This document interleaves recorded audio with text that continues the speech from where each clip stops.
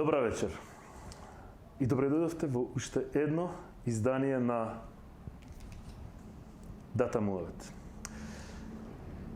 Денеска имаме една нова тема, еден нов начин на разговарање. Имаме нови гости, односно 50% од гостите ни се нови, 50% ни се стари и бајати. Заради тоа што веќе ни беа на гости еднашка. Не дека се, нели, стари и бајати, баш напротив, многу се живи и ведри. Да.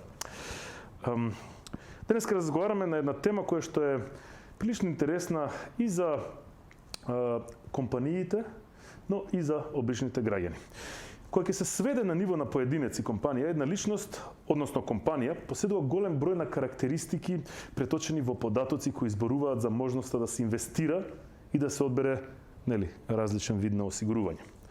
Но, што точно влегува во тој скен? Што содржат договорите за инвестирање и осигурување и како Data Science се употребува од страна на осигурателните компании за да се обработи големиот број на податоци. Како и за креирање на нови производи, така и за користење на досегашните. Како ќе изгледа иднината во осигурувањето, благодарение на употребата на Data Science. Тоа е денешната тема во нашата Data House, односно Data Дом. На гости ги имаме Орце и Мартина. Добар ден. Добар ден. Добро ве најдовме. Како сте? Топ. Како доаѓавте на вака? Одлично. Со собствен превоз или? Со пешки. Со пешки. Така, да. Мило ми е што го слушам тоа. Веќе времето е сончево и може да се користат нозете. На почетокот би сакал да го прашам Орце, да ни кажеш нешто малку повеќе за тебе. Што работиш, како си компетентен да разговараш за темата околу осигурувањето и Data Science? Така. Значи, јас сум Орце, веќе 12 години сум адвокат во едно адвокатско друштво во Скопје. Паралелно со адвокатурата, некои десетина години назад, започнав една фантастична приказка со осигурување, највеќе заради тоа што сметам дека осигурувањето и адвокатурата имаат многу доперни точки од аспект на сервисирање на клиенти. Веќе десетина години растеме, се надградуваме. Мислам дека имам доста да кажам на оваа тема и од продажен аспект, меѓутоа и од правен аспект, бидејќи сум адвокат, така да мислам дека интересно ќе си поминеме. Така. Мартина ја знаете од претходно, она е тука шефица на Data Science тимот. Како си, Мартина? Одлично. Ти благодарам што ме поканил. Многу сакам, секогаш го имам на ученици, на гости. Така.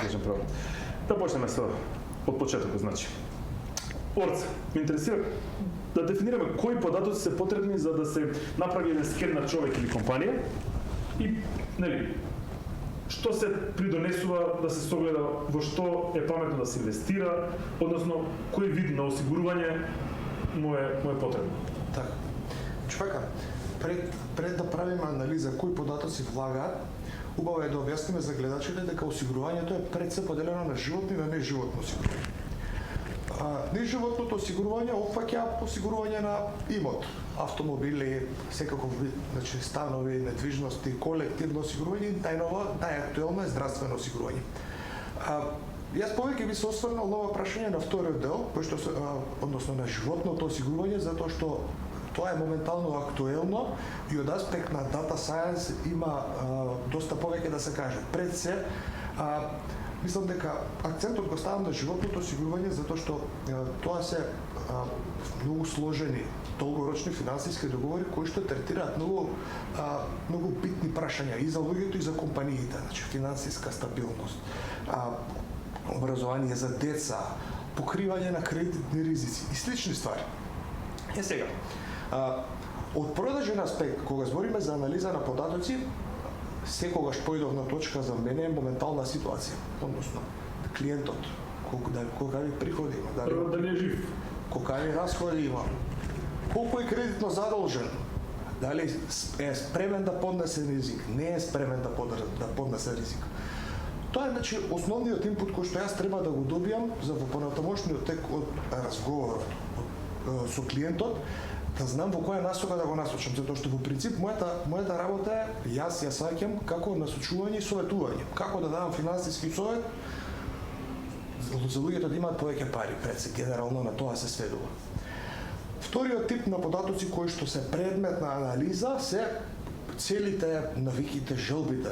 Значи едноставно човек што сака да постигне, зашто ме викнал? Дали е тоа Страф имал кредит од 30-40 евра, поради кој што не може да спие, сака некакво покритие да обезбеди.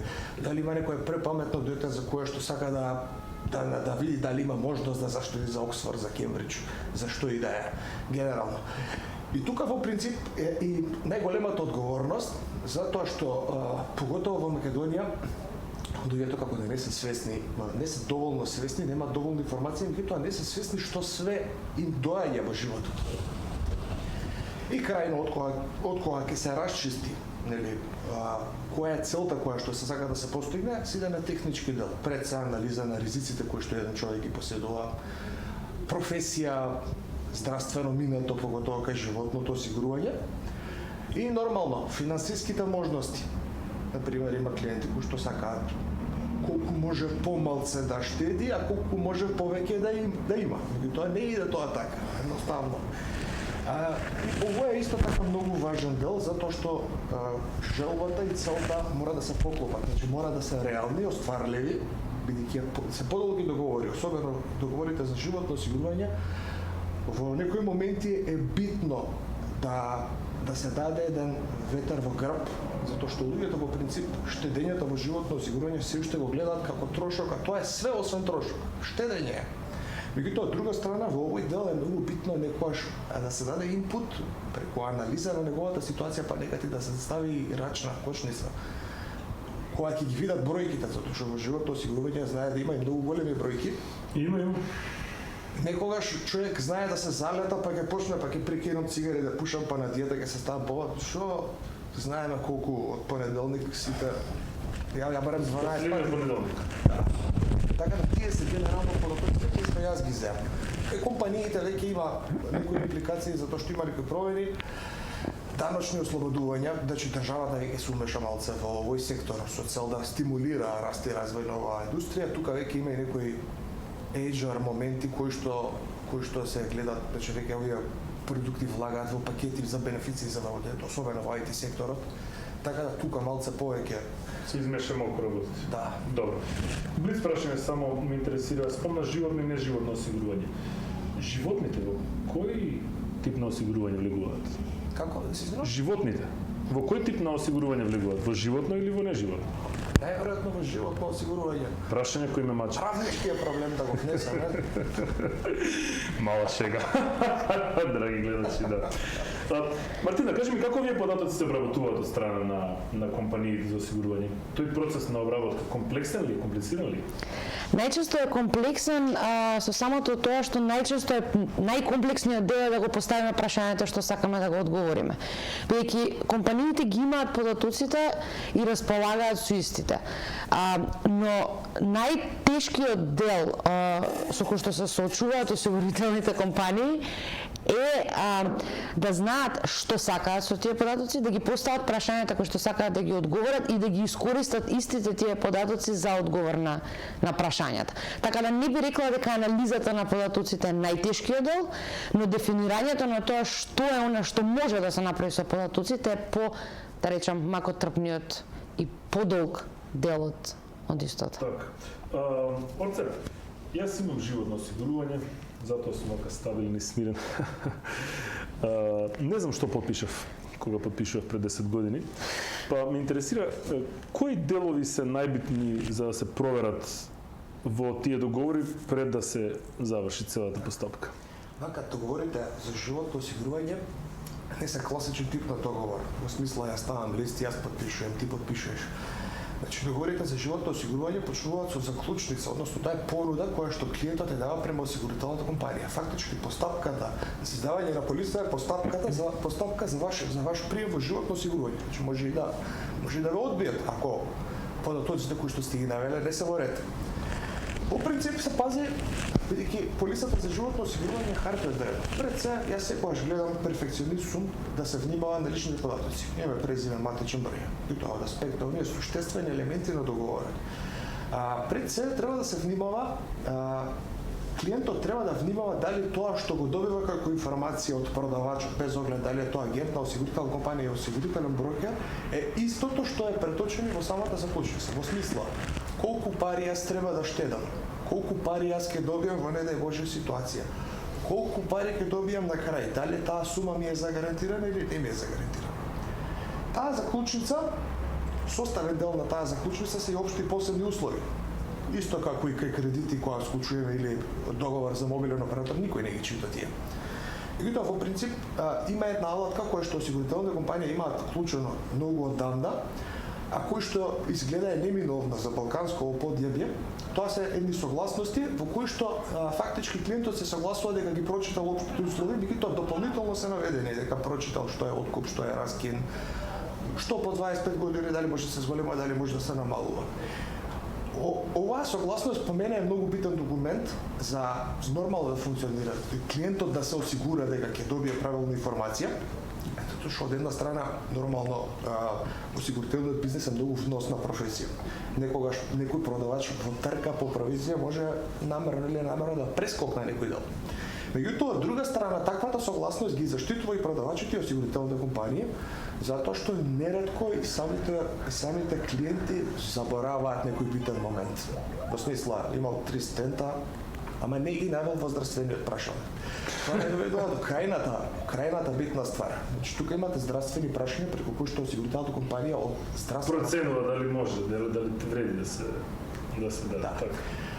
Мора вистински мора да се размислува, тука не проаѓаат моменти од типот заборев дека имав операција на срце пред 5 години, тука веќе и моја одговорност е да го потенцирам, затоа што добро е да знаат гледачите дека компаниите секогаш се штитат со една одредба, дека ако клиентот премолчал околност, а која што би била од значење, дали ќе биде некој примен или нема да биде примен, осигурувањето не важи. Да, така. Дали е вистина тоа дека се помалку и помалку мажи се осигуруваат заради тоа што откако ќе се осигуруваат многу брзо после тоа паѓаат по скали, паѓаат од балкон, паѓаат на нож 4-5 се пати. сопнали на нож кој напад. Сами да се сопнуваат. Значи сепак тоа е вистина. Да. Тоа и реално во пракса го среќам, реално на вистина го среќам као страх. Да. Јас секој сабајле се будам со тоа помислам. Да. Веќе 10 години. Па, да, ми рекоа дека после 7-та година веќе парите можам да си извадам и да бидам на нула. По таа моја полиса и веќе 3 години сум секој ден во страв се будам. Веќе дома само пластични видеошки на да. Сиде ми се дека е роден некој ќе дојде на гости. Среќа не доаѓаат. Мартина, како се пресметуваат ризиците од страна на осигурителните компании? А тоа е многу добро прашање и се зависи од тоа колку адвенст е осигурителната компанија со која што зборуваме. Значи, ако можеме да ги споредиме, например, големите и старите осигурителни компании во Швајцарија, во Англија, со нашите осигурителни компании, нашите модели, можеме да кажеме дека целата иновација околу како се прават моделите во Швајцарија и во Австрија, да земеме, или во Англија, е на многу повисоко ниво, бидејќи целта на креирање на еден модел за ризик е на клиентот кој што плаќа осигурување да му земеш најмалку информации, за да, поради тоа што го кажа Орце, нели, измама, превара, не ми текна дека имам 3 стента и така натака, а со помош на дата science да можеш да го кластерираш и да фатиш, односно да направи, да пресметаш ризик за тоа колку често, да пример, ако зборуваме за животно осигурување, каква е веројатноста човекот да падне сам на нож да се лизне, каква е веројатноста да има некакво срцево заболување или некаков медицински момент кој што нели би го загрозил животот, со цел да дадат коефициент на тоа колкав е ризикот на осигурителната компанија, тој човек да биде осигуран. Но сепак ќе кажам, има неколку методологии, има неколку начини на кои што работат различни осигурителни компании во Европа и во Америка. Но нашите тука, значи балканските осигурителни компании највеќе се фокусирани на оние стари модели на Рекла казала. па не баш, ама што направи комшијата, па ќе направам и јас. Во моментов тоа е европскиот систем на работа. Во америчкиот систем на осигурување ризикот се пресметува на дневно ниво, ризикот се пресметува многу пофреквентно и така натака. Таму осигурувањето има различна дефиниција од тука, но во принцип е комплексна наука. Имав шанса во Канада, кога бев еднаш во моите младешки тенови, да дознам дека кола, автомобил со црвена боја, чини повеќе пари да го осигураш отколку автомобил со карирана боја, заради тоа што наводно сообраќајките статистички биле предизвикани почесто од црвените автомобили. Така. Затоа не важен автомобил со црвена боја. Орце ме интересира со какви стравови најмногу живеат кај нас луѓето? Кои се најчеста причина, која е најчеста причина за да се одбере, некое осигурување? Например, да ми даеш неколку. Во принцип мора да видиме свесни, живееме на Балканот, значи ние сме по дефолт несигурно време и несигурна околина. И тоа на страна тоа се додаваат други дополнителни околности. Најчесто, највеќе прво би го издвоил, значи стравот на родител кога му се раѓа дете, тоа ми се мене омилени продукти кои што ги продам. Му се раѓа дете, таткото заминува во кафана на скромна прослава. 5-60 души. Да, само на вода. Меѓутоа, психолошкиот момент од после, дека тоа суштество што го сака највеќе на свет, едноставно има натурална обврска наредни 25 години и сака да му пружи све што може да му пружи. Меѓутоа, стравот е, претпоставам, што ако не е така? Понатаму, причини поради кои што луѓето пристапуваат и една подобра финансиска ситуација, затоа што животното осигурување не е само осигурување. Пак ја кажам, главното, јас ако би го издвоил, значи осигурувањето мене ми е секундарно, примерно е штедењето. Си постигне некаква финансиска цел. Јас, например, за себе многу рано почнав со животно осигурување, затоа што мојата желба е до 50 години да стигам до некаква финансиска ситуација, за после тоа да не морам да работам. После ги си земеш или ги поделиш на рати за пензија? Па сега јас интересира лично ти што би направи? Веќе моето е веќе комплексно портфолио. Значи освен јас дури жена ми дома не свеќе шо правам, јас со фондови, со полиси. Life goals. Добар рудник за анализа. Она е осигурена на повеќе полиси, ама не знае. Се дека не се лизне. Да. Може. Значи, едно го спомна дека нели на почетокот желбата за да го се заштитат, односно да го заштитат своето новороденче. Продуктот кој што го купувате со животно осигурување, освен штедење е сигурност. Значи не купувате добивка. Има сега животни осигурувања кои што се поврзани со инвестициски фондови, каде што има многу подобар баланс помеѓу сигурноста и добивката на крајот. Меѓутоа генерално тоа е мој став. Најголемиот дел од клиентите го имаат истото. Финансиската сигурност е, вие имате во живот assets and liabilities. Liabilities, како е на македонски, обврски, кредити, картички и сите други национален спорт не е тоа во Македонија. Целото тоа издолжување е ризик кој што со животното осигурување може многу лесно да се покрие за не дај Боже ситуација. Еве, јас пак ќе се земам себе си за пример да не дам други. Значи јас имам исто како и сите македонци имам хипотекарен кредит. Ако не дај Боже мене ми се деси нешто. Ке ме поплачат 2-3 дена, на крајот на денот секако ќе дојде прашањето оставина. И во оставина, кога ќе се направи математиката, доколку јас немам животно осигурување, јас на оние кои што највеќе ги сакам сум им оставил долгови. Они пак ќе ме плачат, ама ќе летни пак. Да. Така да мислам дека е одговорно пред се. Се сложи. Кажи ми, каков е трендот, односно интересот за инвестирање и правење на полиси за осигурување во Македонија? И обично ме интересира кои прашања најчесто ги добиваш кога ќе седнете на маса со клиенти? Што е важно на луѓето ме интересира, да знаат кога им објаснуваш? Добивка. Тука исто така многу важна работата на осигурителниот брокер.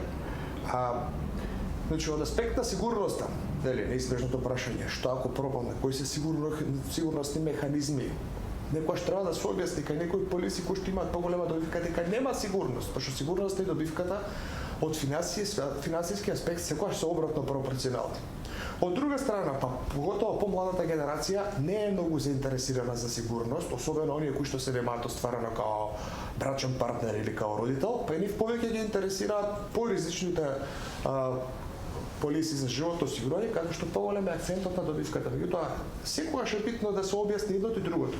Сега, зашто е битна мојата работа? Мојата работа е битна затоа што во принцип во овој сегмент брокерот треба да оцени клиентот дали и во која мера може да поднесе финансиски ризик. Тој договор има поента исклучиво ако се испочитува до крај. Така.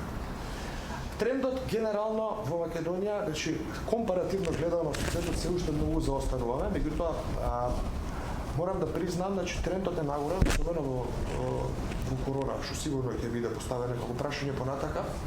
Меѓутоа, мојот генерален заклучок е дека полека сигурно се крева финансиската писменост кај населението, особено кај младите. Значи, баш ми е кеф што можам да кажам дека се повеќе млади луѓе на 20, 23, 24 години се кажуваат состанок и го поставуваат прашањето: почнувам да заработувам пари, не ќам да завршам на нула, дај кажи ми што да правам натака, како финансиски сетинг да направам.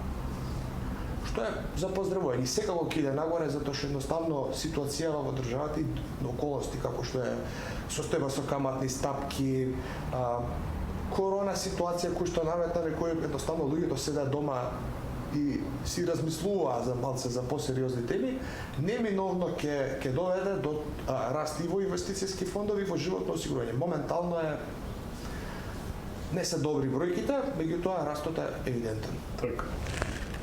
Мартина, кажи ми, можеш да ми објасниш како дата сайенс се користи од страна на осигурителните компании? Пример, да посочиме, ако можеш некои примери, да ни кажеш во однос на нели за животно осигурување, можеби за измами во однос на осигурувањето?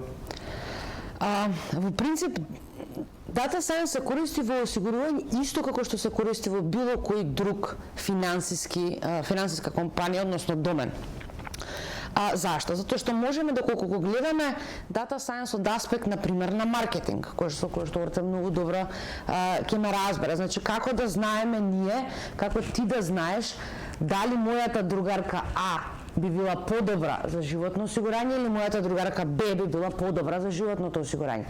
Како би знаел луѓето околу мене, значи дали луѓето околу мене, каков инфлуенс имаат луѓето околу мене со кои што јас се работам, се дружам и така натака врз мојот ризик кога аплицирам за животно осигурање, или пак, ако не зборуваме за осигурање пример што не е животно, например автомобилско, како се кажа, автомобилско осигурување. Колкава е веројатноста да направам сообраќајка? Не мора да направам јас сообраќајка, но може да направам сообраќајка доколку, например, имам стресна ситуација на работа, или какво е моето окружување на работа, или во која фирма работам, или колку со кој живеам, колку луѓе има во моето семејство и така натака.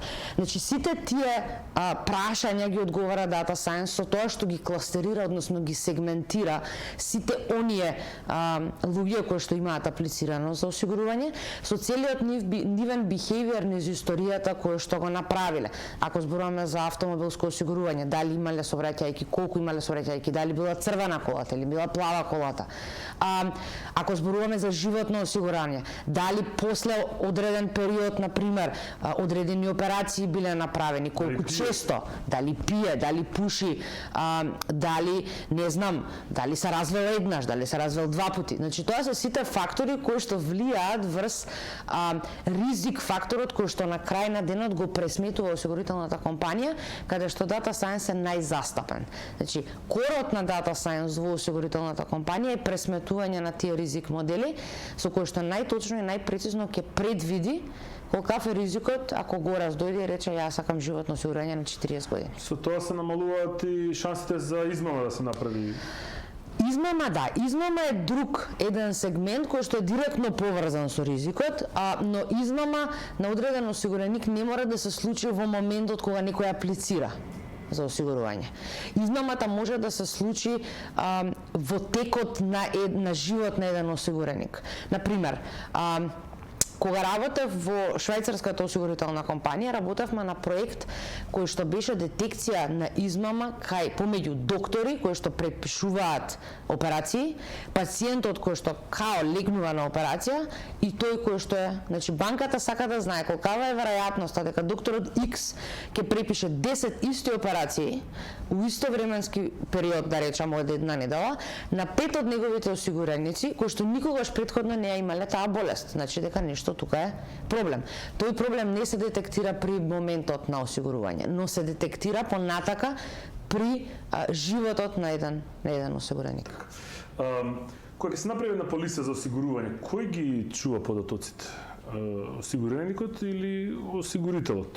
Сите детали околу Личните податоци? Па и општо податоците околу тоа колку ќе се земе после 2 години, после 7 години, нели доколку како се тоа за штедевината, како се качува деталите околу целиот тој процес. Вака, компанијата за која ќе склучиле било каква полиса за осигурување, компанијата ќе ви даде полиса. На таа полиса се содржани сите клучни податоци. Напред имате договорувач, што е тој што плаќа, осигуреник, осигурана сума во случај на доживување, во случај на смрт, годишна премија, дали се плаќа полугодишно, годишно, квартална. На задната страна се наоѓаат тие податоци, односно откупна вредност, капитализирана вредност, односно добивката компаниите еднаш годишно ги известуваат. Сега, нели, све во ера на дигитализација сме, секој си има свое лично конто. Сите осигурителни компании мислам дека веќе се прешалтаа на тој систем на работа, така да вие може во секое време да си влезете да видите колкава е добивката и моменталното салдо на вашата полиса. Тие податоци нормално ги обработуваат и осигурителни компании, со она веќе пошто веќе целосно се применува законот за заштита на лични податоци, што значи дека компаниите тие податоци ги користат исклучиво за намената за која што клиентот дал одобрение да се искористат. Ме интересира од досегашно искуство на која возраст обично луѓе доаѓаат? Кога се освестуваат дека им треба нели животно осигурување, дека треба заштита, дека треба да се чуваат. Тоа се менува. До сега, до пред 2-3 години да би го поставивте прашањето, генерално ќе ми беше одговор дека пред се кога ќе осетат финансиска сигурност. Што прави млад човек? Млад човек доаѓа до пари, нормално сака првите 3-4 години да живее. Тоа никад не сум го сватил као после тоа веќе знаја бракот као период помеѓу животот и смртта. Јас да не навлегувам во таа тема, имам многу интересни дискусии. Проблеми. Да. Меѓутоа, генерално таква беше праксата порано, значи едноставно кога човек ќе вложи во недвижност, кога ќе се задолжи со поголем хипотекарен кредит или кога ќе основа фамилија, кога ќе има дете, тогаш некако доаѓаше некој next level на сериозност, каде што веќе животното осигурување стануваше сериозно. Меѓутоа сега некако трендот се менува, веќе дали е резултат на што едноставно животново осигурување и инвестицијските фондови стануваат тренд. Нели седиме во кафана, во кафич, седиме дома на фамилија, се наметнува како тема. Така да сега во последно време се помлади луѓе пристапуваат со желба да направат некако финансиски договор за себе, што е одлично. Иначе најдобро време е од раѓање, ако може. Тоа ќе те прашав јас. Најдобро време кога е според тебе? Штом се родиме? Најдобро време е прв ден после владење на извод на матични книги и на родење. Ако за тие што го утмеле тој момент, најдобро време е сега. Тука еден добар пример видел, значи, што е проблем? Проблемот, имаме еден расчекор на Балкан генерално, а тоа е што луѓето гледаат краткорочно. Животното осигурување и инвестицијските фондови, генерално финансиските документи се финансиски сетирани како на долг рок да ни биде полесно. Во смисла, помалце да работам, повеќе да заработувам. Ќе ви дадам еден пример. Спомнав претходно, најчест мотив за да се направи некако финансиски продукт штедење за деца, за образование, Child Trust Fund у англосаксонско нарече ги викаат. И се што се случува? Ако прашате ви еден родител, што сака од финансиски аспект да постигне за своето дете? Тој ќе ви каже, окей, образование, меѓутоа генерално, доколку би можел, едно станче, една кола да може мирно да си тера детел. И да речеме дека таа финансиска цел, стан од 80 квадрати школа, е некоја фина округла сума од 100.000 евра, која што е таква каква што е, затоа што е лесно за сметање. Родителите имаат Доколку не направат никаков финансиски договор, стихино ще штедат. Тука имате две сценарија. Едното сценарио е си штеделе, тоа му доаѓа по околу 300 евра месечно. Знаеме колку родителите во Македонија можат 300 евра за таа нама да издвојуваат. И по истек на 30 години, родителите со штедење ќе соберат 100.000 евра. И во таа ситуација, таа финансиска цел од 100.000 евра, ќе ја платат 100.000 евра. Втората ситуација е одмор, баско, нели да бидеме видени на Facebook, доаѓа 30 години, детето нема пари. Што се случува? Во таа ситуација, за да му купите на детето вие стави кола, треба да земете кредит од 100.000 евра, кој што ценовно финансиски ќе платите 150.000 евра. Таа е најнеповолната ситуација. А имате ситуација, што ако од прв ден јас почнам да штедам? 30 години е многу добар период каде што со продукти, има сега комбинација на животно осигурување со инвестициски фонд, со 100 евра месечно до 30 година се создава фантастична можност да ги направите истите 100.000 евра. Значи, пазете, да плати родителот 36.000 евра, а да добие 100.000 евра. Зашто е тоа така? До многу долго време и системот камата на камата го вртиме во корист на клиентите. Така да најдобро време е уште додека е жежок изводот. Да. Може ли да прашам нешто? Да би се као втор пат тука. Каква, од аспект на дата ме интересира, каква придобивка има осигурителната компанија на 30 години рок, така, да ја зголеми добивката за 50%, тоа е за 150%. Видете, тоа не е придобивка на осигурителна компанија, туку користење на реалните финансиски можности на пазарот. Тоа се договори каде што помалце акцент се става на животно осигурување, повеќе акцент се става на договор. Значи претежно тоа се договори кои што се засновани на инвестициски фондови, значи дека се собственик на акции. Јасно. Има математика. Сега поготово, значи никад поише пари немало у светов. Само треба да знаеме да ги свртиме. Да видиме кај се кријат и клучот од вратата. И да нема полиција многу во тој период. Да. Мартина, сега спомна, ти баш ме интересира, може ли една компанија комплетно да се подпре на алгоритам, нели, за да донесе одлука за дали да осигура некој човек или не? Мора да има тука и човечки фактори за работа. Не може. Не може затоа што на крај на денот систем е систем, падни стани, не може.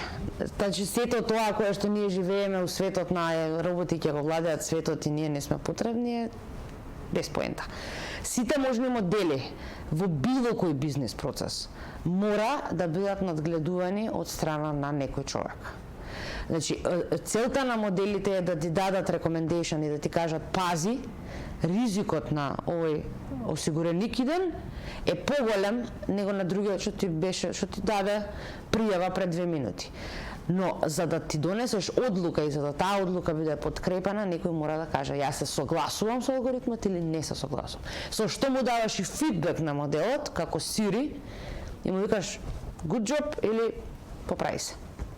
И ќе се поправи и ќе не уништат. Не верувам. Ќе видиш. Да.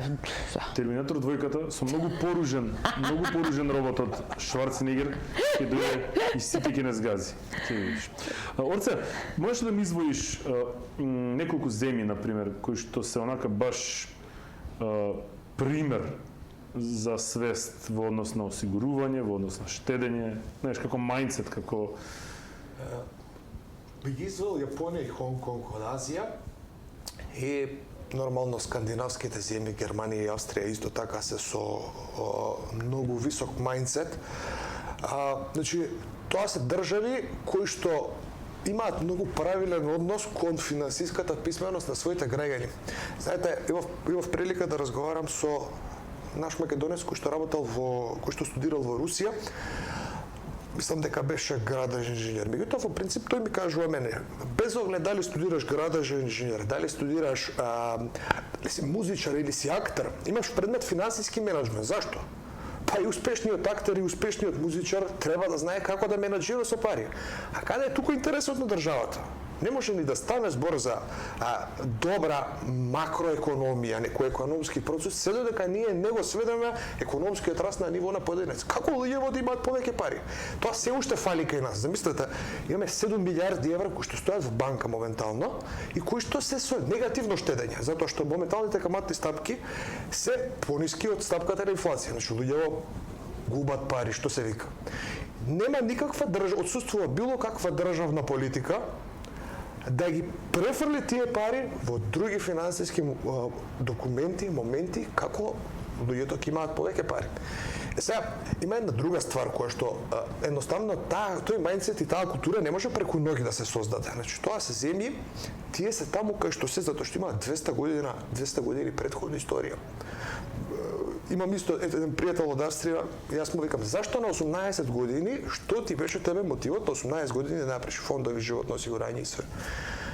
Ме викам, многу е лесно. Мојата баба уѓа и 800 и некоја година направила полиси, тогаш она се мислела да ги вадам, да не ги вадам, маш ми.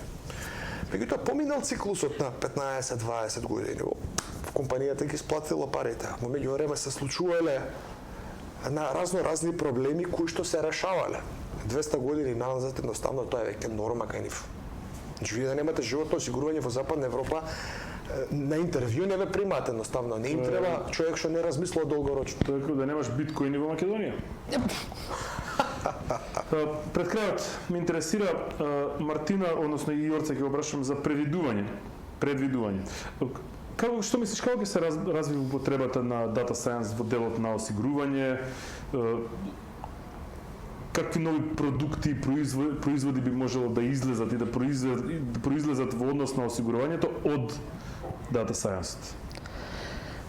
Тоа во принцип data science во осигурување во моментов оди, ако до сега, до пред 5 години беше дата анализата насочена спрема тоа да направи одредено знаење за осигурителните компании, во моментов се работат модели и се прави ресерч за тоа како сите податоци кои што ги имаат осигурителните компании да ги дадат, односно целото тоа знаење да се преточи во подобри полиси, во поевтини полиси, во полиси кои што ќе опфатат потреба на маса на народ, за да можат целото тоа знаење да го дадат како да го искористат за народот реално да се направи таа свесност за финансиски менеджмент и финансиска стабилност кај клиентите, кај идните клиенти. Се повеќе не терате да седиме дома и да не си ги потрошиме нашите тешко заработени средства во кафана. Така.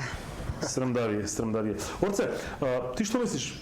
Кон каков тренд ќе се движи интересот за инвестирање и осигурување, особено тука во Македонија?